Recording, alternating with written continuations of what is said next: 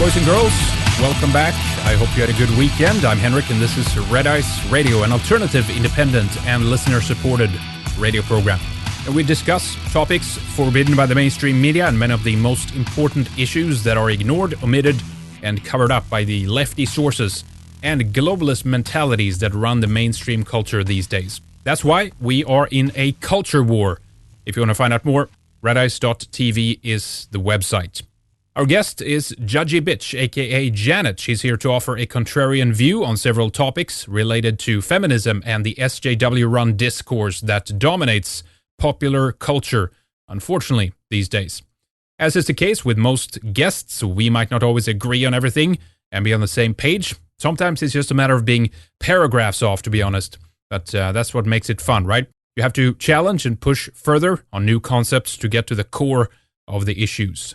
So in the first hour, we are going to address the ills of feminism. No complaints there. And it's later in the second hour when we discuss the alt-right, Hillary's speech, and white genocide, the application and use of that term, that we have some different views on things.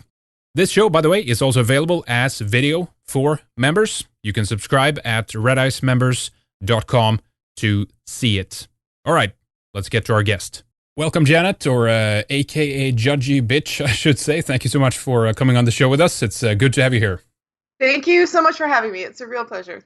Well, excellent. I very recently stumbled into some of your stuff. I've seen you before a little bit here and there. And, we haven't done a good show on feminism in a while, so this will be a great opportunity to do that, to connect back with some of those feminist topics. But you're into a lot of other stuff as well. I mean, a lot of topics we share. I saw the other day you did a video about white genocide, and I know that it wasn't maybe a favorable video in terms of the usage of the term and whatever else. I'd be interested in hearing a bit more about that later on. But, we also talk a lot about the attack on Western values and the problems with immigration and all these kinds of things. So I think we have a lot to discuss and talk about here today. But just tell us first, kind of cover the basis, I guess. When did you turn into, and I don't know what the right English is there, is it a Judgy Bitch or just Judgy Bitch? I like to think of myself as the Judgy Bitch. The Judgy Bitch. There you go. Thank you. Okay, got it. Yeah, well, I actually ended up taking a women's studies degree by stealth. I didn't know I was taking a women's studies degree. I took film theory because I got to university and everyone said, follow your passions, do what you love, and everything will work out. And I thought, well, I kind of like watching movies, so I took a degree in watching movies. For real, you want to talk about the classic idiot liberal arts degree? I have a film in watching movies. Really? I majored in Keanu Reeves. I have a minor in Johnny Depp. Can I just say how fucking brilliant Johnny Depp is today? He had that big fight with his wife Amber Heard, and there was all this he said, she said, and then she was like, well, I'm taking the moral high road, and I'm donating my entire divorce settlement to charity. Like, oh, sure you are. Johnny Depp paid her settlement directly to the charities she identified. Oh, really? I didn't know that. That's hilarious. It's fantastic. I can't wait for this little gold digging whore to start screaming about how that's unfair. Sure it is. Sure it is. Okay. So you just, you started studying film, and is that the point where you realized how useless it was, or tell us more? Not even then. I mean, I did what I had to do. I was a good little student. I read my feminist theory. I went through, I watched the movies, I analyzed them. The whole thing never really stuck with me. I grew up on a farm with 3 brothers. It's very difficult to convince me that I'm oppressed when it's snowing, it's cold, it's blowing out. The boys have to go with my dad out to the barn with axes to chip water troughs open, and I'm inside making coffee, and I'm the oppressed one. Like, it's very difficult to convince women who live on farms or in any kind of hardship at all that they're the oppressed ones. It just doesn't fly. So I'm studying women's studies. I'm studying all these feminist theories. I'm watching movies. I'm going back to my home with my brothers. I realize I can't talk about any of this because it's complete bullshit, and it doesn't align with any facet of my life. But honestly, the big change came after I graduated with my brilliant degree in watching movies. I realized I was qualified to work at Starbucks and not much else. And I was getting to that age where I'm like, okay, family, marriage, boyfriend, I would like one. That would be nice. So I decided to go and take an MBA, Master's of Business Administration. And my plan on going there was to get my MRS. I was looking for a husband. I had no intention of working in a corporate job, nothing like that. You should hear feminists scream on my website when I admit that. They go ballistic. But I selected an MBA because I thought that was my best chance of finding a husband who shared my values, which I did. And even at that point, I still wasn't particularly critical of feminism, even though I understood it's garbage.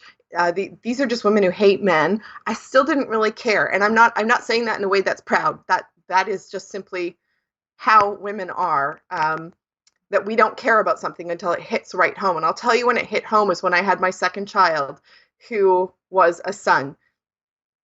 I started to think about what the world would look like for him growing up in it. And at the same time, my husband and I were debating whether or not we would like to have a third and maybe a fourth child. I was at home full time, and there was all these women. It was never men. Never once did a man ever say this to me. It would be women saying this to me, that how can you even think about having a third child when you don't have a job? How can you trust this man? How do you know he's not going to, fall in love with his secretary, throw you and the kids out on the street to starve?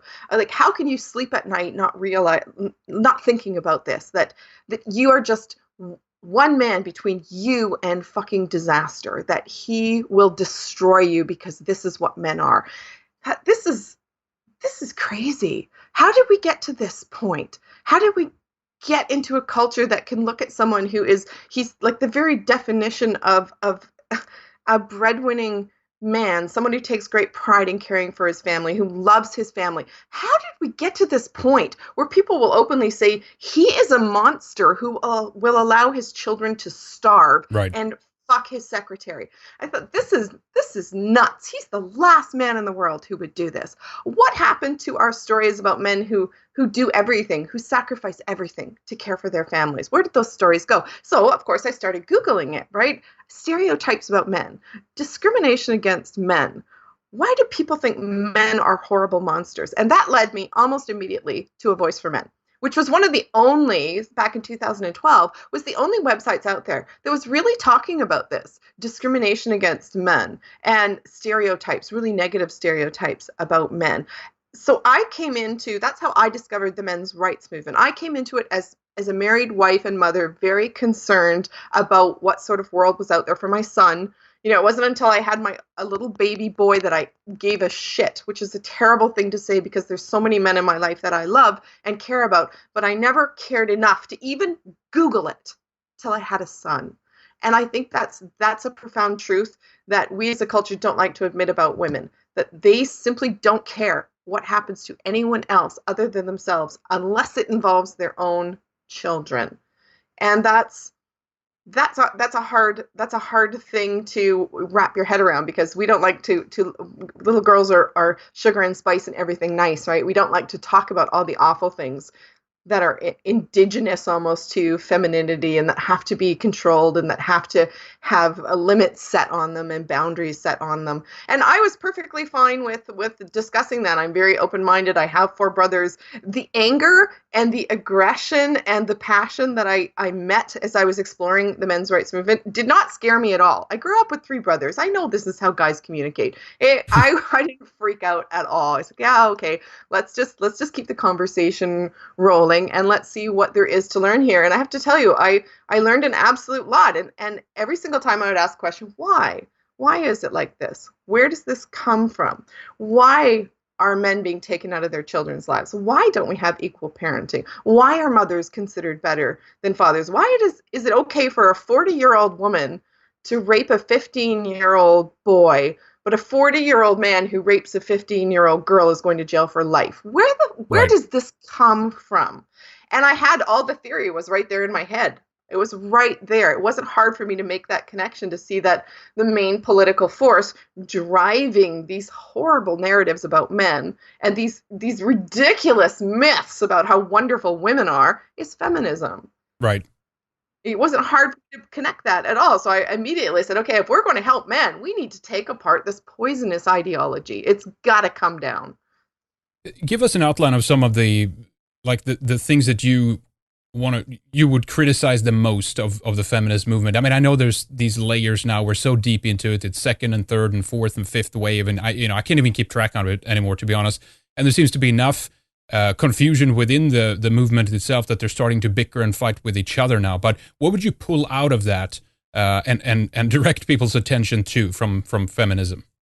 Well, there's probably three big ones: the wage gap, rape culture, and families, the attack on families. So we look at the wage gap. There is no wage gap. The very fact that women can survive and maintain absolutely fantastic standards of living in our culture while not having to work the same hours as men isn't evidence of discrimination. It's evidence for privilege. We don't have to work the same number of hours as men because men take care of us. They do that either individually as our husbands, or they do that collectively as the majority of taxpayers. But women don't have to work 14 hours in a coal mine to survive because we have husbands who take care of us. We can work part-time. We can take low-paying, stupid jobs like being a secretary, where basically your qualification is that you know the days of the week in the alphabet. That's still the number one occupation for women in 2016, by the way. Oh, yeah. You know the alphabet and the days of the week. Woohoo, ladies, way to go. Right. Really impressive, really, really impressive. But the fact that we can work those jobs isn't oppression, it's privilege. Men can't do that by and large. They don't have the luxury of having 2 children and deciding, yeah, I'm just going to take like a dead-end low-wage job and work part-time at it and everything will be fine. Like, right. They can't do that because they're still expected to care for their families. So the wage gap particularly drives me crazy.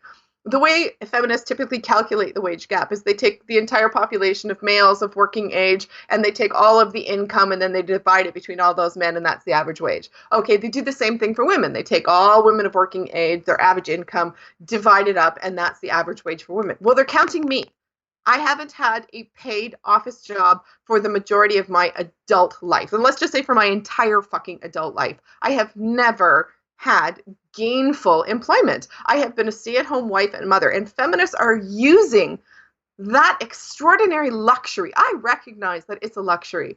I have a husband who can pay our bills. We live in a way that makes that possible. For feminists to take that, to count me in their wage gap stats and call it oppression, that pisses me off. It's because it's so the opposite of oppression. It is not oppression for me to not have to work. I get to do whatever I want all day long. That isn't oppression. That's extraordinary luxury. So there's the wage gap. It's just a bunch of crap. It's crap. It's actually proof that women are privileged, not that they're oppressed. The second one is rape culture. My particular take on this one is that rape culture is missing a word. It's the rape fantasy culture is what we're looking for.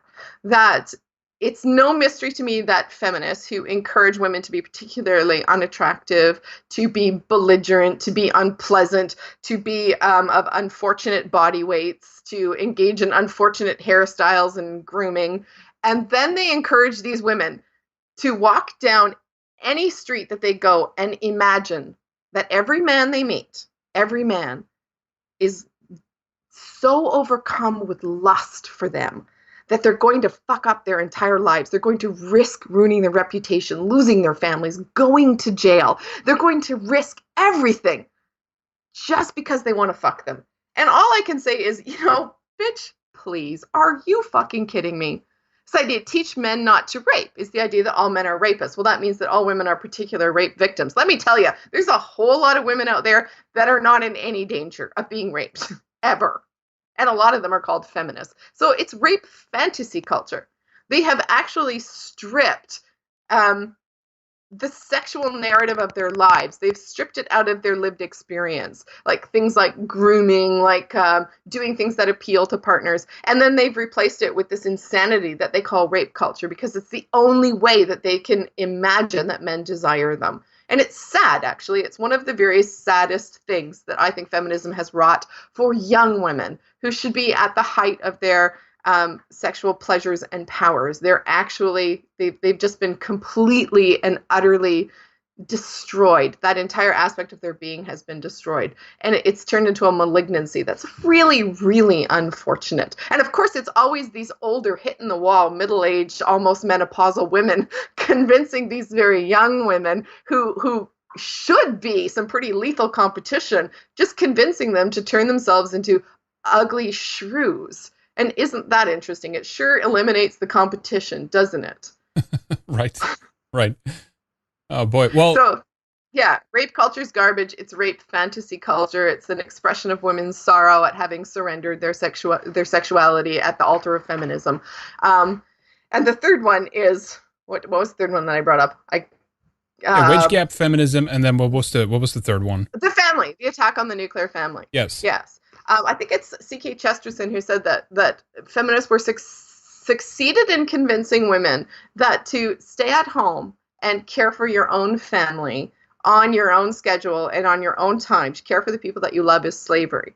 But to go out and work for a man or a woman, to work for a corporation that will fire you in a heartbeat, that doesn't care if you live or die, to work for them, never see your family, pay someone else to care for them, that's freedom.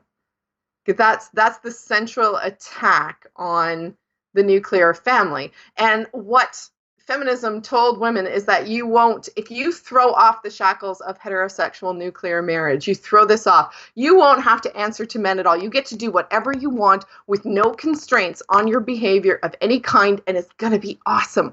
But here's the reality. No one gets to live that life.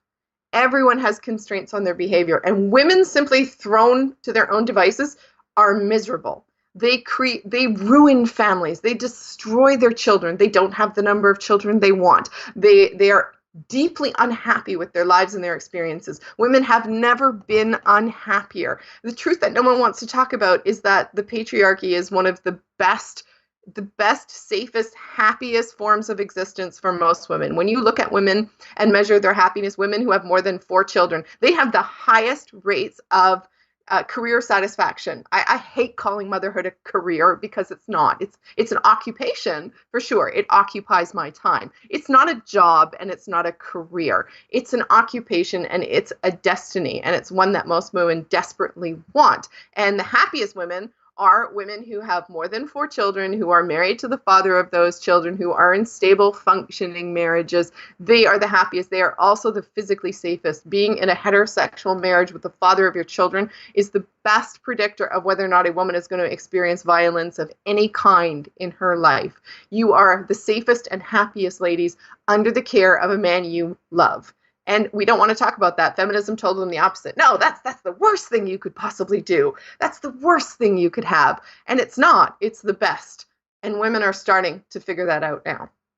Yeah, I mean, we're talking about the survival also, the role of survival of the human species that's, bestowed upon women. I mean, yes, it takes 2 to tango, but I mean, it's women's, that it's in the hand of them, right? And to denigrate this beautiful task of one of the most important things we have, that's beyond wicked, in my mind. But what do you think lies at the root of this? Is it trust issues? Because obviously someone has managed to nestle their way into women's heads, right, with all this feminism, that they begin to mistrust the mates that they choose, or men in general. But where is let's say that the responsibility on women for themselves who pick these mates then, or pick these men that might treat them badly, etc. Where is there any level of self-responsibility here in this picture? Well, I think that's when you set, we're going to have to bring in abortion and reproduction here. And personally, my view on abortion is that I use the same standard for the beginning of life that I use for the end. That at the end of life, if you do not have any brain activity, you are not perceiving the world. There's no sentience.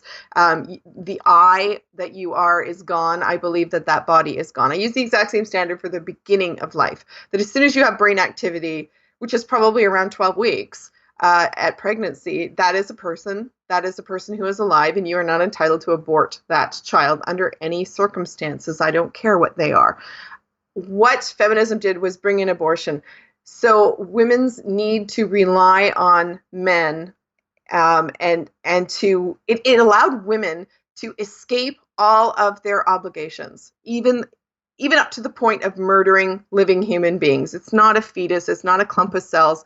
At some point, you have a human being there. And women are allowed to murder human beings to avoid obligations and avoid responsibility. For most of human history, that simply wasn't true. Men could not escape the obligation of combat. You couldn't. You were obliged to defend, at the very least, your home, your village, your tribe, your nation. you couldn't escape that obligation, and women could not escape the obligation of giving birth. Once you have chosen a man and you have sex, you are going to have a baby, and you're going to need someone to help you with that with raising that child. You can't do it alone. There isn't any large government system. So once we brought abortion and birth control into the mix, all of a sudden the constraints on women were gone. They evaporated, and feminism occurred at the exact same moment. When you look at sort of solid Catholic families, Catholic families having 25 children, that's that's not a sustainable model for families.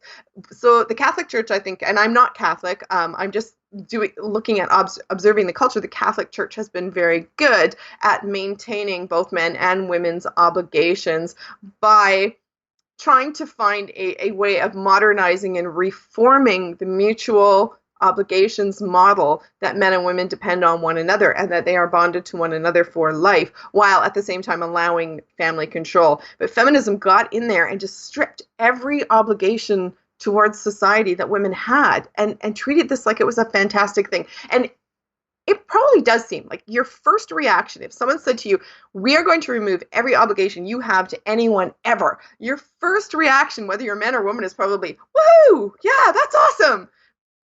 But the reality is that that's not awesome. That's anarchy. That is complete and utter destruction. And feminism jumped on that because they are interested in destruction. That is their final goal. They do want to see the complete and utter eradication of patriarchy, male power, whatever you call it. It's just a drive to power. Is that why they side this unholy alliance with Islam, if you will? That it's open borders advocates. Many of them are feminists. They're in this kind of environment of the social justice warrior. Because I never understood it, to be honest, and we continue to point out the double standards, but there doesn't seem to be connecting the dots here. Some of these women. Well, I think there's two reasons they do it. One is that they are absolutely enamored of this powerful male role.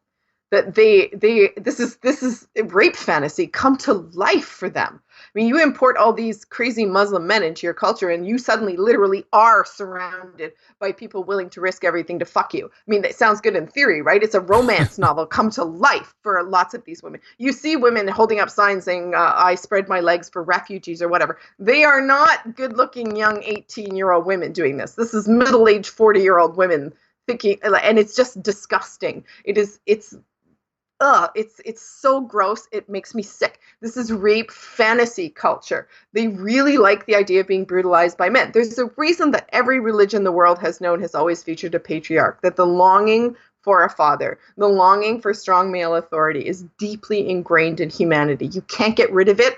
All you can do is transfer it. And right now, feminists are transferring it onto these animals from the Middle East. They are stuck in the 7th century. They shouldn't be there. And then on the other hand, women have never had any obligation to defend their nation. They don't have any obligation towards combat. They don't have any sense that if this fucking goes bad, someone's going to have to fix it. And it's not going to be women. Right. It comes right back to this idea of not having any obligations. They have no obligations to the state. They can't be drafted. They have no obligations to men. They can't be held. They can't be held into marriages. They can dissolve marriages for any fucking reason they want. I mean, women literally have no obligations to anyone, and so they're bringing in people who will enforce those obligations in horrific ways. How do we explain that? I mean, was it the reason that men started to back down when they started to get criticized? Because I'm figuring, if they have this patriarchy imposed on them, all these women, right? Why didn't they then kind of accept that and submit to that? And so instead of transferring that to, let's say, Islam or another kind of patriarchy that's moving in, how does that work? How does that mechanics play out? Well, the smart ones did accept it, and we are subsequently living very happy lives.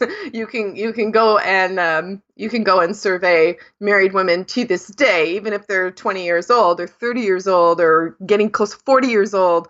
Married women with children are still the happiest groups in our society, and consequently, so are the men. So many of us are still We still understand where our happiness lies.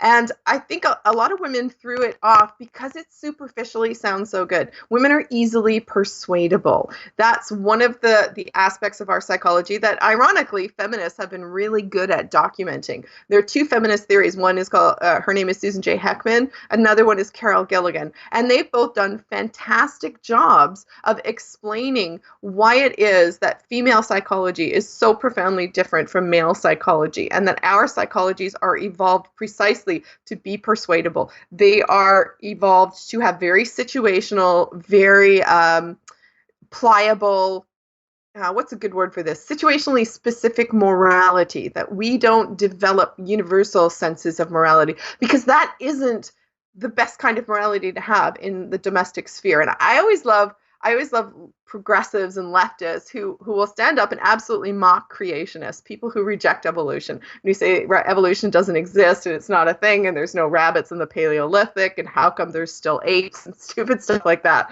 And I will join them in mocking people who don't believe in evolution. But those exact same progressives and lefties, when you present them with evolutionary psychology, will all of a sudden say, oh, absolutely not. That's not even a thing. That's just patriarchy. It's just sexism. Every aspect of human beings evolved except their brains, except their psychology, because they don't want to admit what the inevitable conclusions of evolutionary psychology show us, that women are specifically adapted for domestic spaces to take care of the old, the elderly, the sick, to have small children. That's what we're intended to do. That's what we're good at. All women, statistically, yes, all women. What do you have, like 5 leaders in the fucking Bible out of the millions of people in the Middle East? This isn't because they're oppressed. It's because women aren't interested. That isn't what they want to do, which is why feminism have now switches to outcome, right? Instead of opportunity feminism, women, we're going to give you the opportunity to do anything. And women were like, okay, we're going to be teachers. We're going to take care of old people, sick people, young people. We're going to take care of dogs and kitties and babies. Refugees and immigrants, right? Yeah. Exactly. So it's like a that kind of is what women do. It's like a surrogate thing, right? That the in the absence of children, in the absence of a family, you seek to maybe extend that barrier, and you're seeking other basically aspects that can kind of fill that void. Is that correct? Yes, absolutely. And I just had an experience this past weekend. My husband's friend came to visit with his 4 children. So I had 7 children in the house. And I wanted to give them lots of time to hang out. They were out swimming in the lake doing stuff. I mean, the 2 guys. So I was here with all 7 children. And with 7 children to take care of, you don't have time for anything else. That's it. Your life is just these 7 children. You don't have time to worry about other stuff. And it was a very happy feeling. I mean, it was pretty fantastic. I very much enjoyed it. I sort of regret that we only have 3 now. I would have been a great mom for 7. I think the vast majority of women would be great mothers for 7 children too. And most of them have none, and they're replacing it with dogs and kittens and refugees. Yeah, it's true. It's insane. One of the things I think that's problematic here is the issue of nature, right? That there isn't really an appreciation for the natural things, as you say, that they deny certain things that comes out of us from science and things like this. They even view the family as some kind of fascist unit, right? It's somehow an imposed structure. But I think they've just been outside of the realm of nature for too long. I don't know what happens really there, but it's like that they're isolated. They don't really understand that, you don't get to choose in nature. You have to do certain things to survive. What's the reply to something like this? I mean, how do we bring them back into the natural world again to kind of imply that, you know what, if you want to survive, if you want your civilization to survive, you need to get back into the picture of realizing what nature is. Is that even a possibility, do you think? There's 2 ways that you can do that. One is to just let the world go to hell. Catastrophic war. Women will learn very, very fucking quickly that they are part of nature, and they're not really high up on the food chain. That's obviously not ideal. A second way, which will be difficult in terms of marketing, but very simple in terms of implementation, is to simply remove women's ability to vote. Don't let them vote. Since women do not pay the blood consequences of their leadership choices, they really should not have any say in who those leaders are. Women in America are going to try very, very hard to elect Hillary Clinton, who is going to blow up the Middle East. And bodies and boots are going to have to go and deal with that. And you can't draft women. That's the simple reality. Even if you go to a Supreme Court, whatever, you have a court challenge. Norway says, oh, we're now having mandatory service for men and women. The US Supreme Court says, yes, women will be drafted. The first politician who offers exemptions is going to be elected. And that's what women will do. They'll vote for exemption after exemption after exemption so that effectively no woman can be drafted. Mm-hmm. As long as women can vote, they will never pay the blood consequences of leadership choices. And if they're not going to pay the consequences, they should not have a say. Now, a lot of people say, oh, that it will be impossible to do. It's not impossible to do. Repeal the 19th Amendment in the US. It's very, very simple. Women no longer have the right to vote, period. I mean, it's a paper stroke. And for women who are arguing that they're not part of nature, I would like to see something. We know from in vitro science, we know from science, it's very well established that the length of your fingers reflects your in utero testosterone exposure. I can give you a link to this article. It's very, very interesting. A group of researchers went to a radical feminist conference and they measured the digit length. So I've got a throwing knife here. I'm going to use this as an edge. Typically, women have a longer, you can see that is quite a bit longer than my third finger there.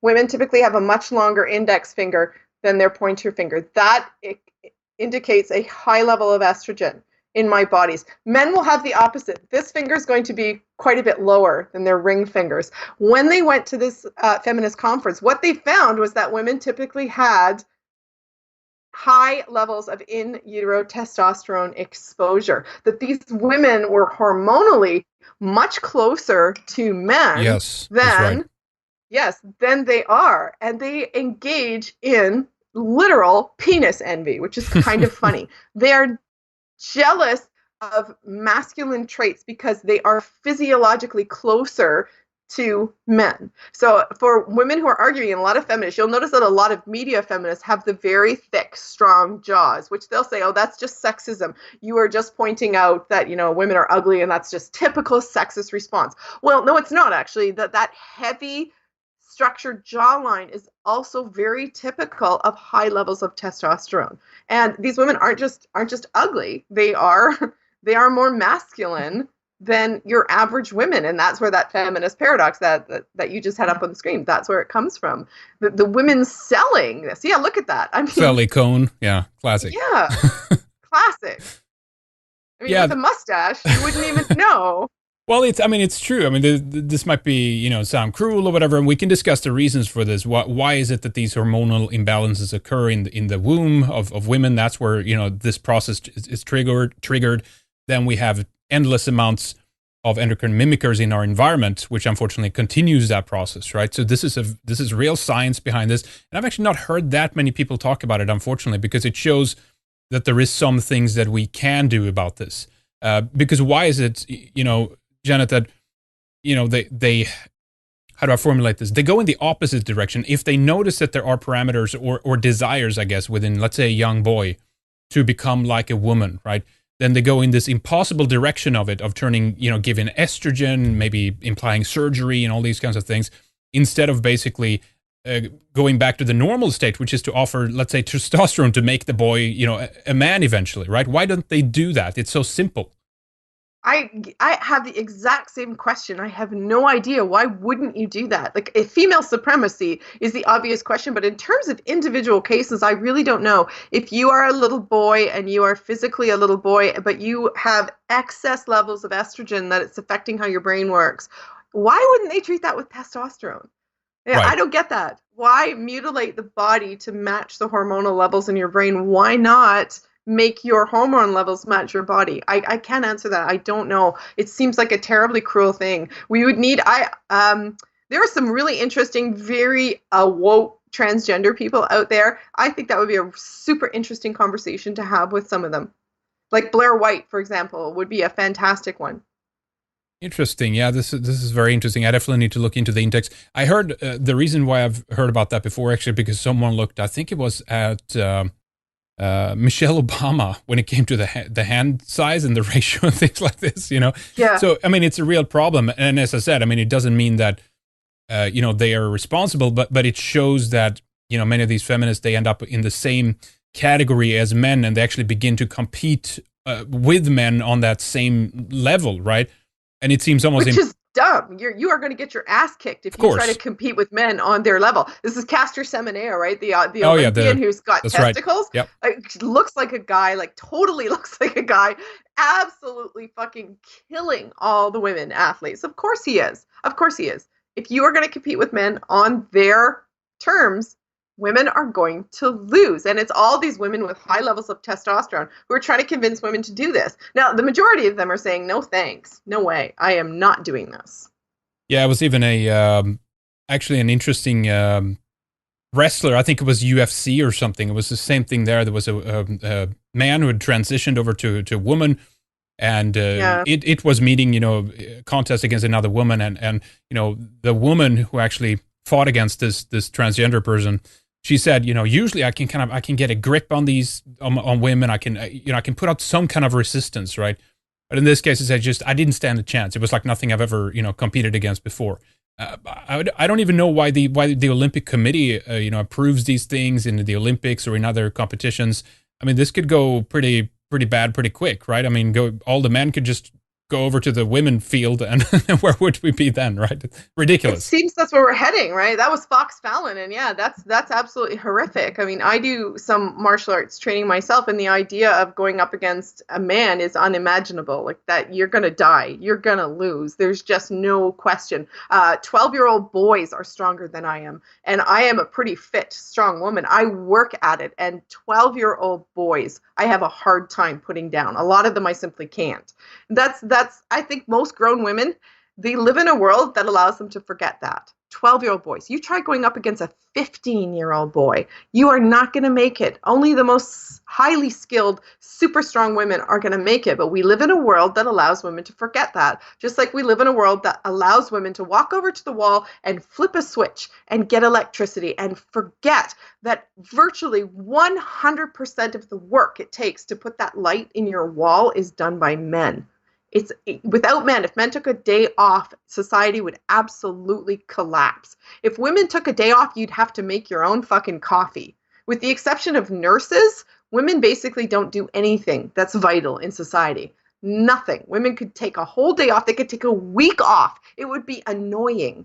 If men took a week off, everything would stop running. There would be no power. There would be no water. There would be no heat. There would be no money. The entire society would collapse. But we live in a world that allows us to forget that. And, back to your earlier question, how do we remind women that world exists? Well, one way is to simply have men take a fucking day off. Drop a nuclear bomb somewhere. You're going to find out very quickly. If we're going to drop a nuclear bomb somewhere, I recommend Mecca, personally. Now, you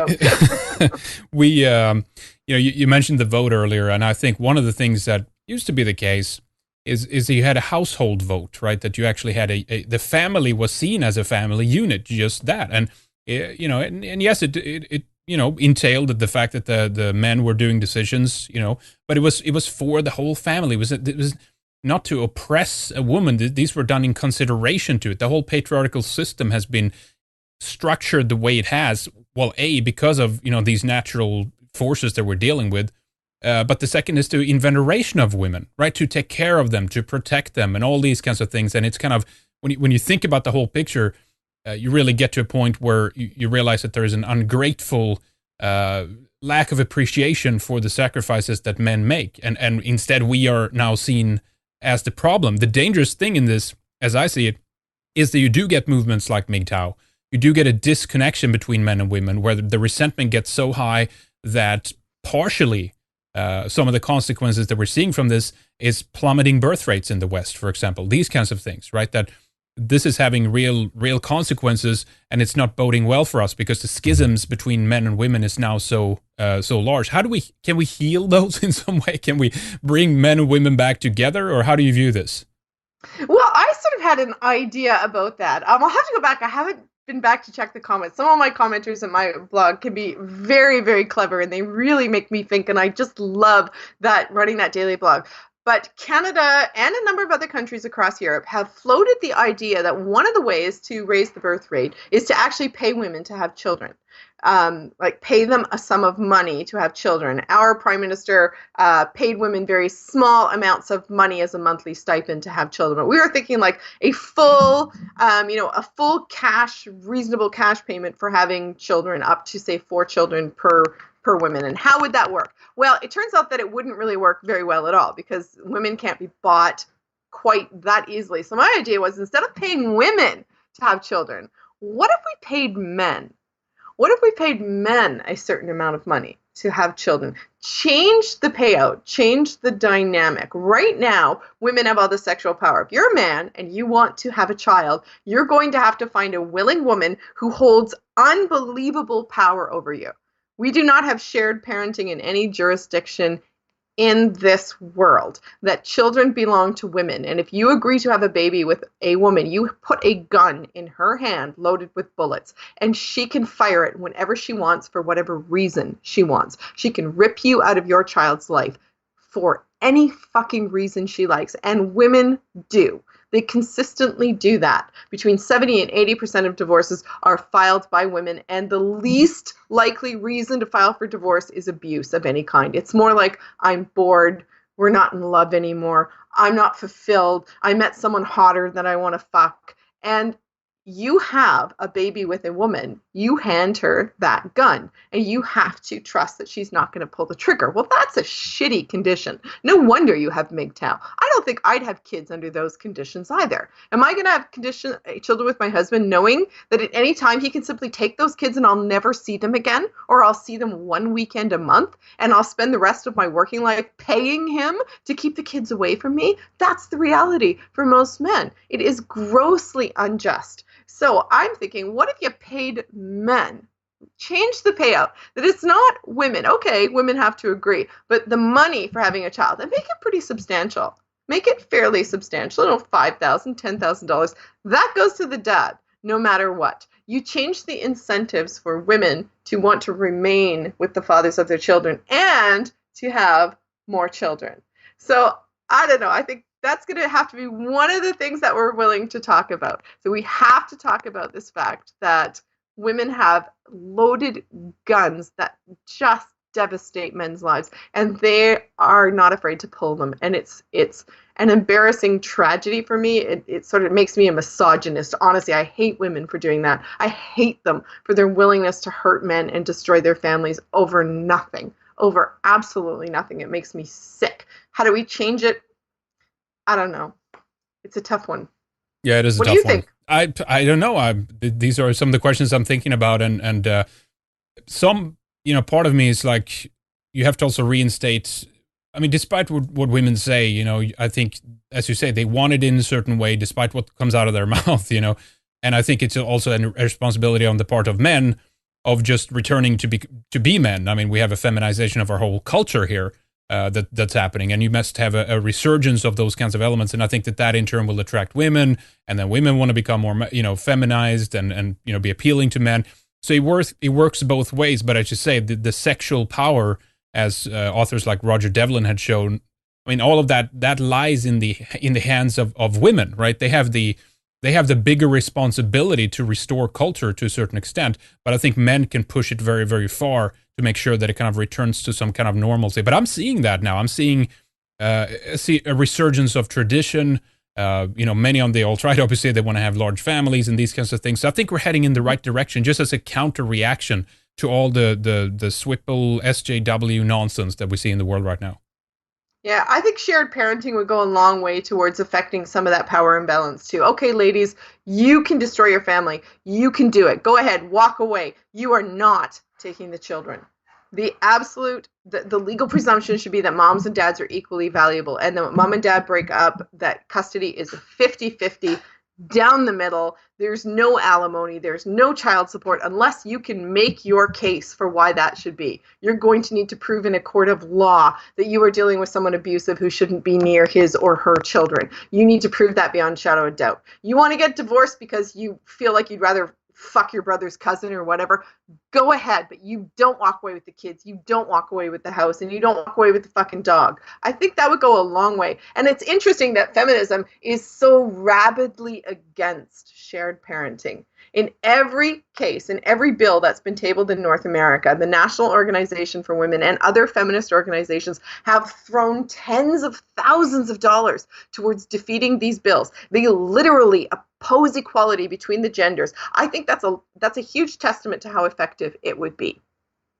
Very good. Now, we're going to take a break here shortly. I want to talk more with you in the second hour, both about the alt-right. I want to talk with you about Hillary's speech on the alt-right. I know you watched it. I want to talk about white genocide, a lot of these topics that you're into as well. But tell us a bit more about the website where people can follow your work. If there's something else you'd like to, I guess, alert our audience to. I don't know. I think you do a show with the Ralph Retort on a weekly basis, right? Tell us a bit about that. I do. Okay. You can find my blog at judgybitch.com. That started in 2012. I started with a friend who had a little boy who was born very, very critically ill. And we set this blog up so that we could chat back and forth about, just stuff to distract her from what was going on. And she was noticing with her very, very critically ill little son that there was a very huge difference in the care that he got compared to the care that little girls got. And we were both just very interested in where culture was going. So that's how the blog started. It's grown quite massively from there. I have over 800 posts. Some of the best posts can be purchased at Amazon. I put them together in a book called Feminism. You can buy that book at Amazon.com, and I've got a few fiction books up there that I like to write. You can watch some of my videos on YouTube. I am not a huge YouTuber. I have, I think maybe 30 or 40 videos up. It's not my favorite thing in the world to do. I do try to keep my content up there. And I do the Kill Stream every Saturday with Ethan Ralph and Nora Malik, who is an incredibly interesting British girl of Pakistani origin who joins us. She's fantastic. She's smart. She's sweet. She's lovely. She keeps us right on topic. And it's fun for me coming as, sort of a middle-aged housewife with these 3 kids to join these Nora's 19 and Ralph's 30 and to join them and keep my finger out on what the youngsters are up to, because I find that very interesting. Very good. We need more folks like you, definitely. So that's very good. Keep up the good work. Judgybitch.com is the website. We'll add links and everything else to that. But yeah, we have much more to discuss here with Janet, a.k.a. Judgy Bitch, in the second segment. So stay with us, everybody. We'll be right back with more. Stay tuned for the second hour, friends. More is coming up. When you want to hear the rest, our members' website is where to go. An entire site for our members, 1,000 shows from New Age, philosophy, and conspiracy in the early days to more pro-European and political in the last couple of years. We've covered most that is within the confines of alternative media. Tons of videos for you on the site. You also can watch our live show, exclusive for members, Weekend Warrior. We're also redoing the member site, by the way. It'll be much better to navigate and much better functions on it as well. So that's coming up. It's only €6 per month. Please support us and help us grow. We are listener and viewer supported, and we spare you from ads for that reason and from commercial interruptions in the show as well. All right, we'll see you on the other side. Thank you so much for listening. We'll be right back.